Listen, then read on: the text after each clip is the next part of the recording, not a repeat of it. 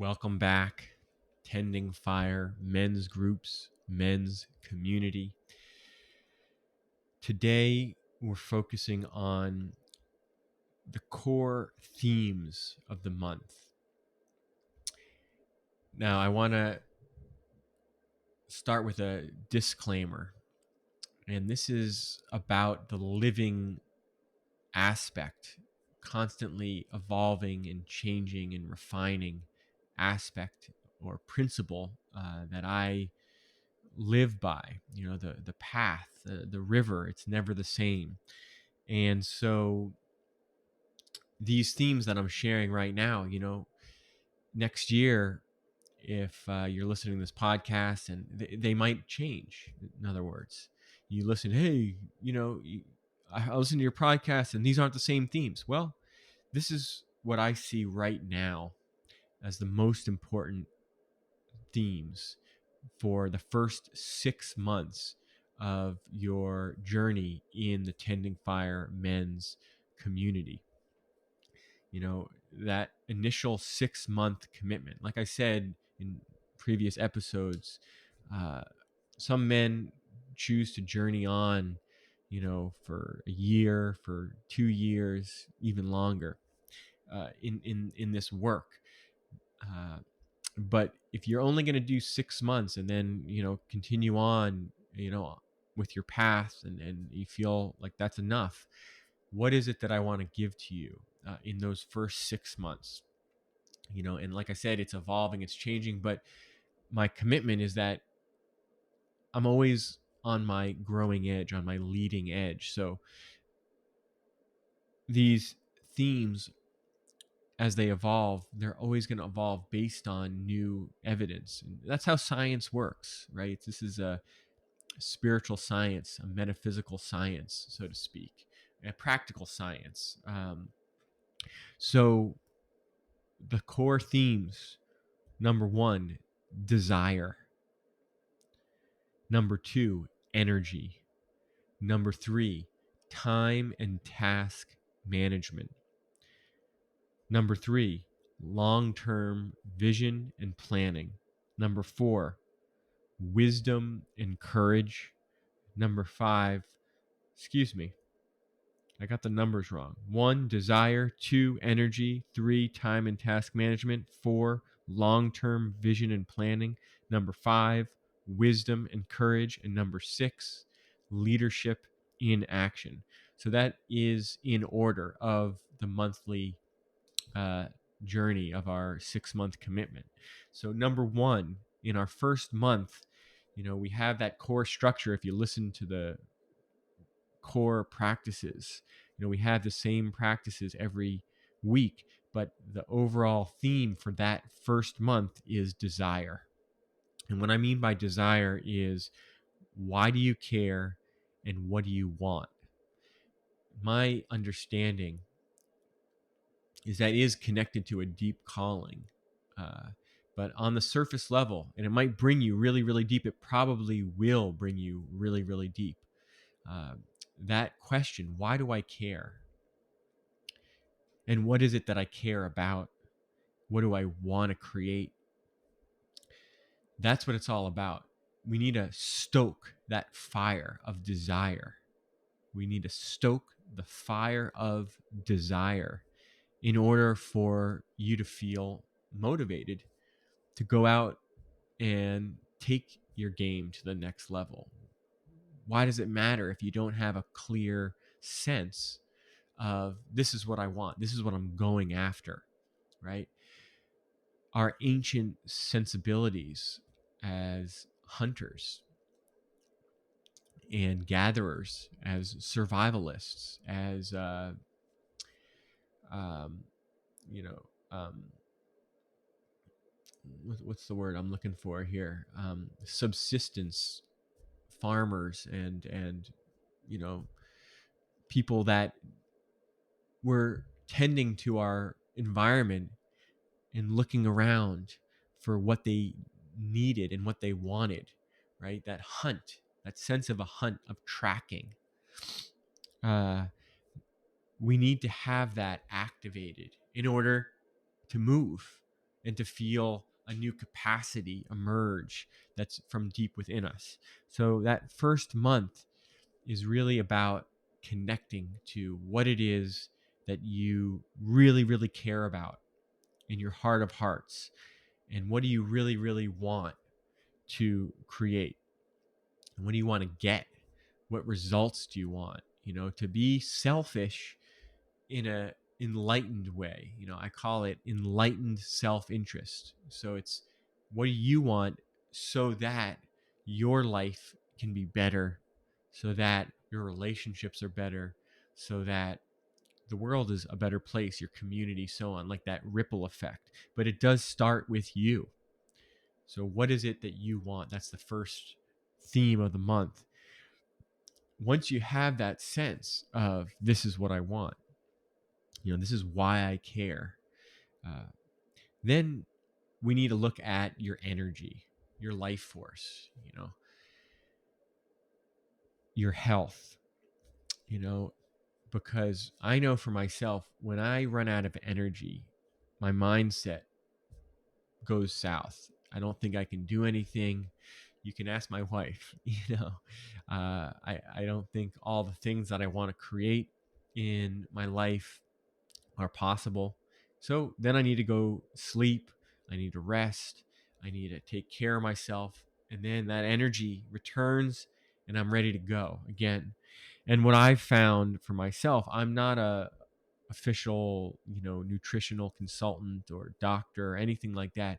It's my own personal experience. So you need to, anything that I offer you, you need to cross check it. I'm not responsible, in other words, for ideas that I bring here, in regards to, if they're going to work for you. You need to cross check it with, a healthcare professional, whatever your team is, for getting your energy up to the next level.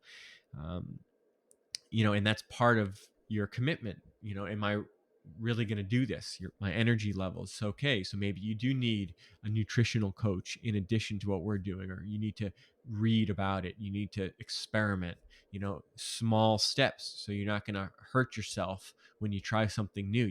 You just try it. You don't throw yourself into something. For example, fasting, intermittent fasting. For me, I've had a number of years now of fasting, of experience with fasting, and the benefits that come along with it, both physically, mentally, emotionally, spiritually.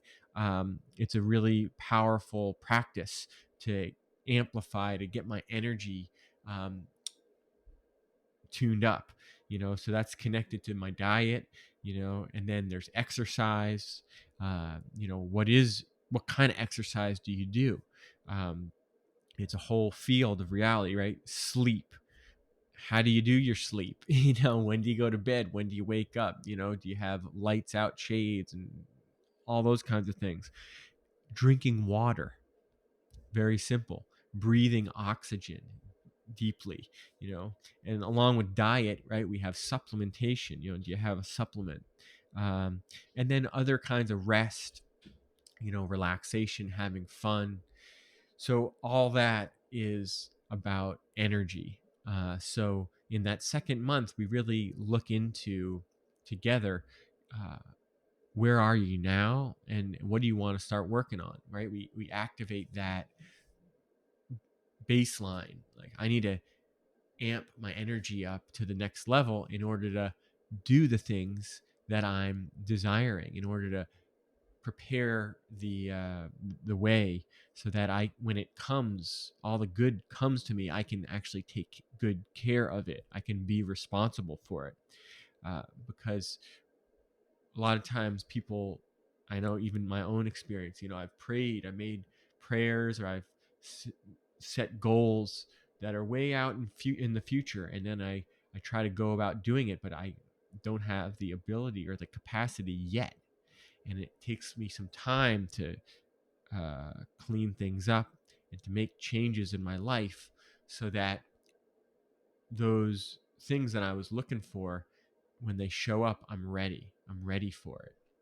I can, I'm not overwhelmed, but I'm ready. I have the skills, the capacity, and the structures in my life. And the first is, of course, health and vitality and energy. So then from there, we go into time and task management. That's that action focus, right? Uh, and there's a lot of resources in this department, as in every other department. But for me, David Allen's Getting Things Done system has been invaluable, as well as Atomic Habits, which I've mentioned to you. But truly, David Allen, Getting Things Done, Ready for Anything, is the most important book in this realm, Ready for Anything. And it's all about emptying your mind so you can actually use it effectively. And the way you empty it is you have to have a system getting organized, all your actions, your projects, so on and so forth. And then you also need to be using your calendar as a tool. So that's the time part, and then there's the task part. So we get really deep into time and task management just in a month. And then there's lots of resources. Again, we're just activating those realms. And it's all about that basic focus of what am I creating, who am I becoming, what do I stand for, and bringing in the tools and the resources that you need to make those responses to those questions a reality, that you have what you need to create what you want to create. So from there, we have a basic capacity, right? We know what we want, we have the energy to do it, or we're building that capacity to have more energy. Um, and we're developing new skills around time and task management. So now that things are already moving in the first 3 months, when we get to the fourth month, we actually have some breathing room to look deeper at the long term vision and planning.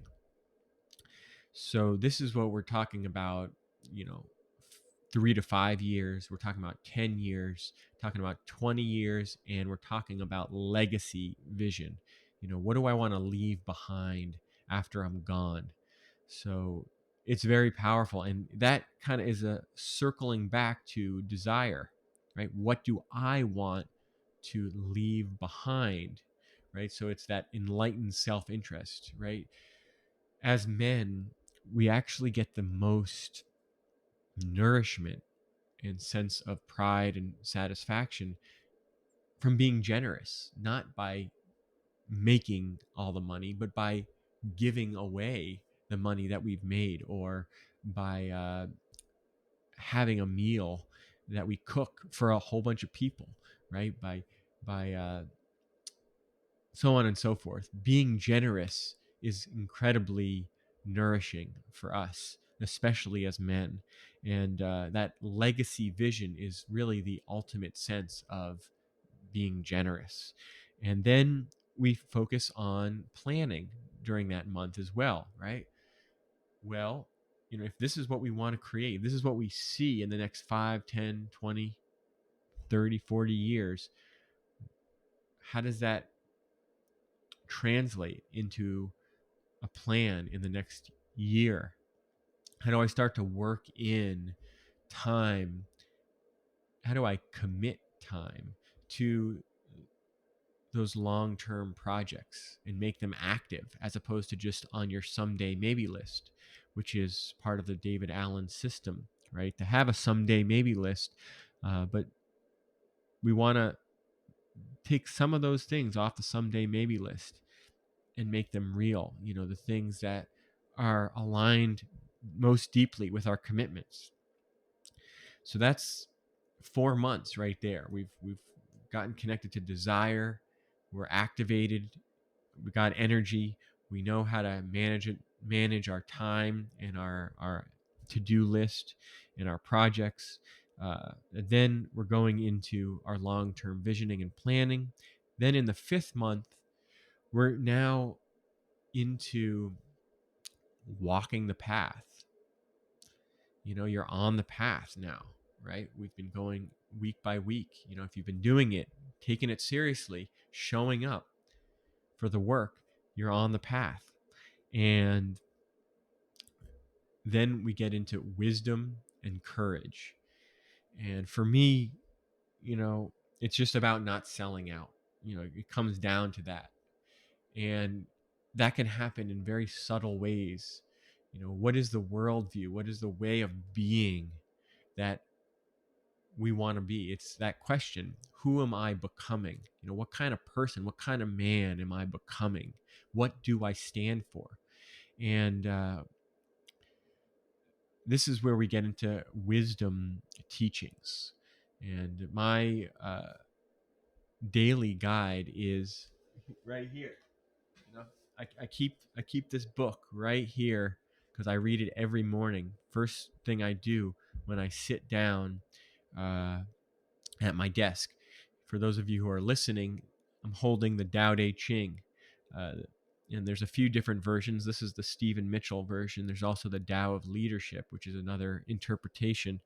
Um, but it's a very powerful offering there of wisdom, and there's a lot of other books of wisdom, um, but basically it's not just about books, um, about study, but it is about reminding ourselves and remembering, where do I connect with my source of wisdom and my source of courage to do the right thing. And we know as men what the right thing is, or am I just doing it for more selfish motives? uh, and so we need to tend that fire of our own wisdom and courage, so that it's not just self-interest. It's not just about what do I want. It's about enlightened self-interest. It's about being a protector of life. Another book I have here that I read one paragraph, or maybe a page a day, is Common Fire: Leading Lives of Commitment in a Complex World. So that's another book that I highly recommend people in the men's group, because it's people whose stories about, and not just the stories, but the formula. Like, what is the common denominator of people that haven't sold out, that are doing the good work in all across the spectrum? It's not just activists, right? It's just people, good people who are doing good work. Um, in the world. And so that's what courage and wisdom is about. Being what my own tradition says, what my grandmother used to say is, and my mother says to me, be a mensch. Now that's the Yiddish Jewish lineage, but you might understand what that means. Just be a mensch, right? Do the right thing. That's what it comes down to: wisdom and courage. So we really tighten up, in that fifth month. Um, you know the wheels, so that they don't fall off, of the wagon, so to speak. When we're going along, that we remind ourselves, when we get tempted and now things are showing up that we want, to follow the proper principles, right? Another thing that goes along with the Tao Te Ching is the I Ching. There's a $7 app that you can download on your phone, that you can start practicing the I Ching. Uh, you know, every day when you're when you're on the toilet, in the morning, you have a free minute, something like that. You read it, and it teaches you to have patience, have humility, have compassion, not take things personally, so on and so forth. And then to follow through, and to do the things that are scary, so on and so forth. So that's wisdom and courage. And then the 6 month uh, further develops that theme, and it's really leadership in action. What is leadership? How can we really be leaders in our own lives, for ourselves, for our families, our communities, our coworkers? How do we lead by example? We have all those other 5 months of a foundation, the practical things, all those other pieces that I had mentioned. And then we get into basically being a mensch. What am I creating? Who am I becoming? What do I stand for? When people look at me, what do they see? And I think about a teaching from Hawk's brother again, and in the many conversations that we had. He I think was one of the first people that tell me about Crazy Horse, from the Lakota people. When he was going into battle um, against the U.S. military armies, he would say, "It's a good day to die," straight up. It's a good day to die. That's a saying that I learned from the Lakota people. I appreciate those teachings, and what that means to me is I understand what this is, this life. That life is and death are not opposites. Life, excuse me, uh, death and birth are opposites, right? You come in through a door of birth and you go out through a door of death. But life is all one. When we leave the body, we're still alive. And that's what the belief is. However you understand it, there's something that's still alive. There's a consciousness, an intelligence that goes beyond the physical. Okay? And when we connect deeply to that understanding, then we're really connecting to the kind of leadership that's needed right now. And it's the kind of leadership, again, that draws on wisdom and courage. But it goes even beyond that to, going beyond fear and allowing yourself to lead yourself and others in the face of uncertainty, right? Leadership is and management. This is the core distinction that other teachers of mine have made. Um, Leadership is an artistic act. It's an act that's unique. It's an expression that's unique. Your way of leading your life and your work and everything that you do is unique. No one else can lead like you. Management can have systems and techniques, task and time management, managing projects, da da da da da. Right? There's ways to make things predictable, reliable, so on and so forth. But leadership is an art form. It's a way of seeing into the future and moving towards that possibility, that vision of what's possible. And of course, as you move towards what's uncertain, you create systems to manage the engine, so to speak, that's going to carry you. So there's a relationship, there's a dialogue there between leadership and management. You need both, and they come together in execution.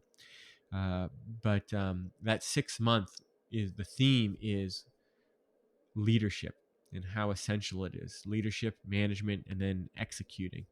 So those are the 6 themes of the first 6 months of being in Attending Fire men's group. Then from there, you can go on your way, or we can take a breath, and there's a second level. There's a second level and a third level of the journey if you want to go further. But that's for people that have already been through those 6 months, and right there, that's really all you need. You just can put it into practice. That's how I see it. So you start with desire. What do I care about? Why do I care about it? What do I want to create? Who do I want to become? What do I want to stand for more powerfully? Number 2, second month, energy, having the energy to make your desires come true. Number 3, time and task management, getting practical, right? Being organized, making it happen in your real life at the next level. Because you might say to me, hey, I'm already organized. But if you want to do the things on a breakthrough level, there's a new level for everyone always. There's always a breakthrough that's on your horizon point, in your on your leading edge, your growing edge.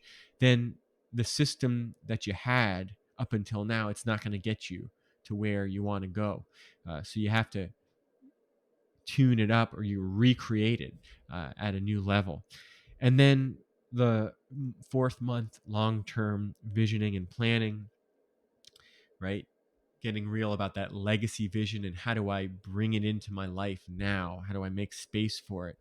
And then walking the narrow path, right? The fifth month, wisdom and courage. The sixth month, leadership in action. It's a good day to die. I'm going to go out there and put my heart out on the field, on the playing field. I'm going to get in the game 100%. So that's what our men's groups are about, that this 6-month journey.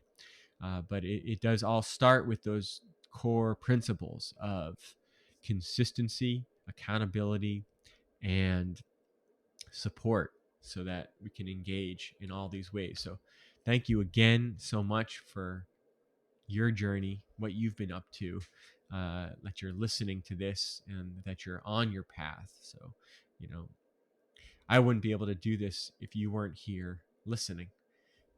I didn't trust that there was someone out there, a community that I'm sharing with, tending the fire of a growing community. So thank you for being a part of this community, and for everything that you do in your own life, all the path that you're on to take new steps each and every day. Good work. Talk to you next time.